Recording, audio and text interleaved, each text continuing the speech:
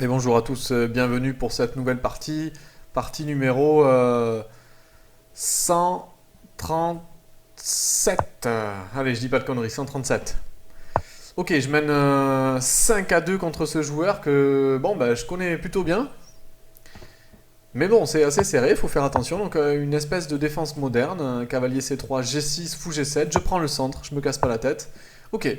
Alors il me fait une espèce peut-être de méthode Ruiz là, on voulait que je fasse la méthode Ruiz, peut-être je la ferai avec les noirs. Merci en tout cas à tous pour tous vos commentaires, c'est vraiment sympa. Là, j'apprécie de recevoir ces messages, ça me donne envie de faire plus de vidéos et c'est vraiment sympa. Donc j'y vais, je me développe, fou E3, dame D2, peut-être grand rock ici. Allez, je me place et je joue déjà pour le. Ok, une espèce de méthode Ruiz. Bah j'y vais, grand rock, parce que je me dis que le fou B7 il aide pas sur une attaque sur le grand rock. Donc déjà je dynamise ici. Roi B1. Allez, je demande au noir, ok, ils me font la méthode Ruiz. J'ai la méthode Ruiz en face de moi. Moi, j'aime bien jouer avec H4 ici, pour jouer H5. Voilà. Du coup, j'ai la case ici. Vous voyez, contre la méthode Ruiz, ici, j'ai la case G5 qui est faible maintenant. Je vais aller la chercher. Je vais aller mettre le petit cavalier ici en G5. Ok, il se prépare à faire le grand roc. C'est pas mal joué. Et moi, je vais placer mon petit cavalier ici en G5. Maintenant, s'il me chasse, il se bouche le fou et il a le pion ici qui est faible. Voilà, on va essayer de lutter contre la méthode Ruiz. F3 pour tenir ici le fou tranquille. Il faut le jouer tranquille. En fait, contre une méthode Ruiz, je pense que la clé avec les blancs, c'est profiter du gain d'espace. On a plus d'espace et c'est une des conceptions stratégiques les plus difficiles après à gérer. C'est-à-dire qu'on a plus d'espace, ok, donc on a plus de mouvement pour les pièces, donc on peut plus facilement manœuvrer et donc plus facilement essayer de viser des cibles dans le camp noir.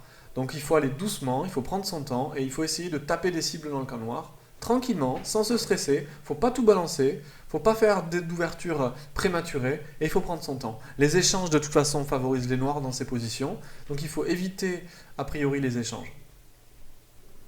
Ok, donc là j'ai envie de sortir mon fou par exemple et je vais regarder où mettre ici pour peut-être provoquer une petite poussée ici, ça serait bien. Provoquer un affaiblissement dans le camp noir. Moi je veux bien qu'il s'affaiblisse, qu'il joue des H6 ou des C6. Et après pourquoi pas jouer Dame 2 maintenant, pour aller viser le fou de case blanche. Essayer de rentrer sur les cases blanches ici. Alors il y a des poussées, il faut réfléchir toujours à des poussées, E5 ou D5. Pour le moment elles sont contrôlées, vous voyez que l'idée de la méthode Ruiz c'est de contrôler toutes les cases ici et d'avoir un centre un petit peu retenu. Mais c'est pas gênant, vous allez voir que je vais développer tranquillement mes pièces ici.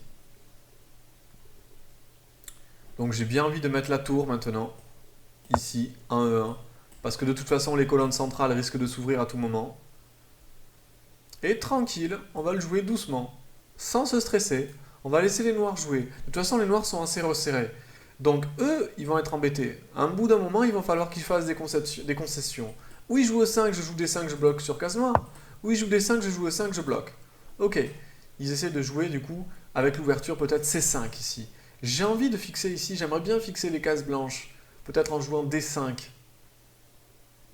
Alors, est-ce qu'ils joueront E5? Ça m'étonnerait, ils vont tous bloquer. S'ils prennent, je reprends avec une possible découverte sur la reine, qui n'est pas très très bien placée.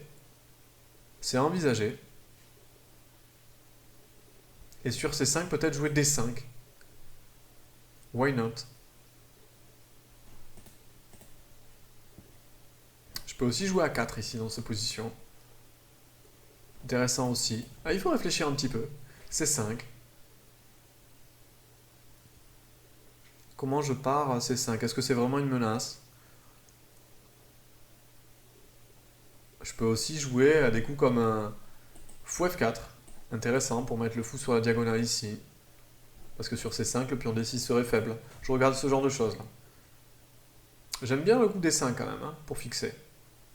Alors le coup D5 a un inconvénient, c'est qu'il ouvre la diagonale de ce fou là, à un moment donné. Mais les cases blanches ici autour du roi sont plus faibles.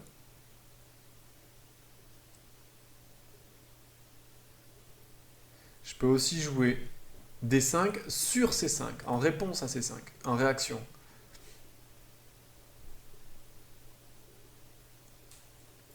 Alors, qu'est-ce que je peux faire de beau? Peut-être Dame F2. C'est intéressant, Dame F2. Bon. Est-ce que c'est très très très prometteur? Je sais pas. A4 me plaît en fait aussi, hein, dans cette position. Pour provoquer un petit peu des choses. J'ai envie de jouer A4. Parce que sur C5, mon idée c'est D5. Je vais essayer de jouer à 5 en fait. Sacrifier un pion ici. Alors si j'oblige les noirs à jouer à 5, parce que tout à l'heure sur H4 ils ont joué à H5 en réaction, ici s'ils jouent le coup à 5, ils risquent de se retrouver avec un pion B potentiellement faible, des trous sur les cases blanches, et une poussée C5 pour le coup qui rendrait vraiment faible le pion B, puisqu'il serait non protégé. Plus aucun pion le protégerait, donc potentiellement une faiblesse dans le camp noir. Donc ce petit coup à 4 a plus de venin qu'il n'y paraît. Il essaye de provoquer des affaiblissements, voilà. Là j'ai envie de jouer ça. J'ai envie de jouer ça. Mon idée, c'est que sur A6, je peux reculer. Je pense que là, j'y vais. Alors, il peut jouer A6, ou C6, voilà. Et essayer de bloquer. Mais quand même, ça a un côté affaiblissant. Alors, lorsque je joue A6, je profite. L'idée, c'est que sur pion prend... Hop là, pardon. A6, sur pion prend, je fais pion prend, j'attaque la tour. Et après, je peux essayer de faire cavalier prend. C'est intéressant. Avec un roi qui se retrouve un petit peu, peut-être, dans du mauvais côté. Et sur fou C8, je peux simplement repartir. Alors il y a ça, et sinon il y a simplement repartir. Mais simplement repartir, est-ce qu'il n'y a pas des coups comme B5 pour essayer de bloquer? Alors là, j'ai peut-être des coups de butoir, comme D5. Et là, il faut anticiper des coups comme B4, attaque mon cavalier. Donc là, on part dans des complications. Sur pion prend, il y aurait peut-être des coups comme cavalier prend. Je suis pas sûr que le laisser revenir en B5 et bloquer m'avantage dans cette position.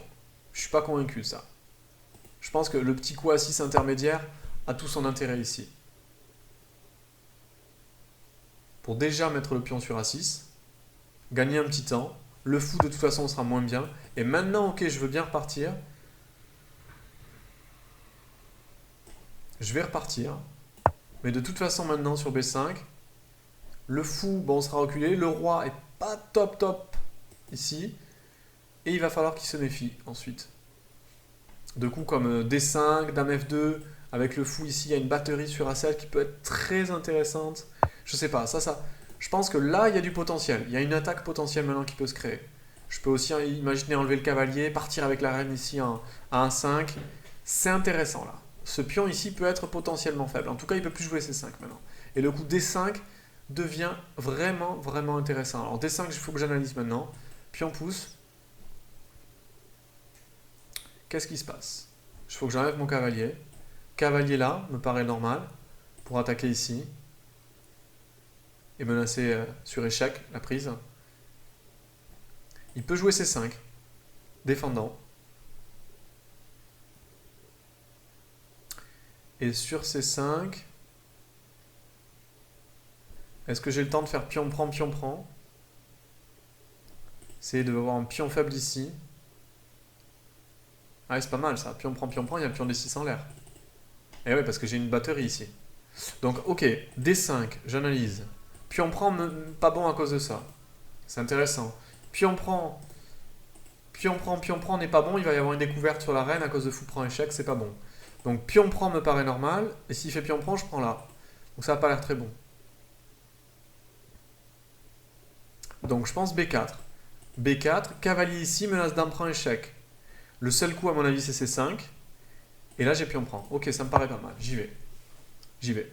J'ai fait le tour un petit peu des coups. Et j'ai l'impression que le coup D5 ici est pas mauvais. Alors, est-ce que j'ai gagné quelque chose avec l'ordre de coups de jouer à 6 ou à 8? Je crois, parce que le roi est potentiellement mal placé. Et une dame qui viendrait ici sur échec pourrait faire très mal. Puisqu'il ne peut pas vraiment bloquer avec un fou. Et sur cavalier B6, il peut y avoir des fous prends. Sur B4, hein, je suis sur la variante B4 cavalier A2 là, B4 cavalier A2, après dame prend, il ne peut plus couvrir. Donc c'est quand même embêtant. Donc je pense que le coup D5, un coup de butoir sur la méthode Ruiz, est en train de porter ses fruits ici, puisque l'ouverture des colonnes ne peut que être à profit des blancs. Regardez comme les pièces sont bien placées, le cavalier ici qui profite d'une case faible. Donc là, a priori, je joue mon coup cavalier B4, et je m'attends à C5. Sur C5, je prends, et ensuite d'en prendre D6.